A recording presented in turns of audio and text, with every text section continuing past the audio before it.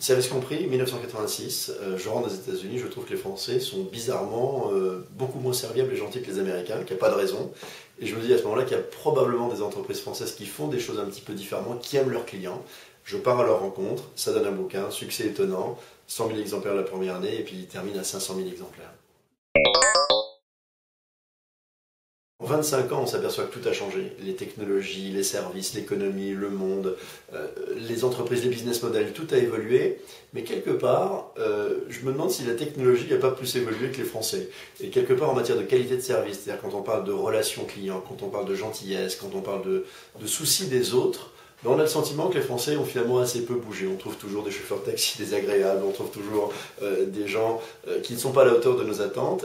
Or, à l'heure d'Internet, au moment où Internet nous permet de faire bien des choses sans la vraie vie, si je puis dire, c'est-à-dire sans des magasins qui ne sont pas toujours ouverts aux heures qui nous arrangent, le problème se pose de savoir comment retrouver le sens du client et comment développer en France l'état d'esprit service.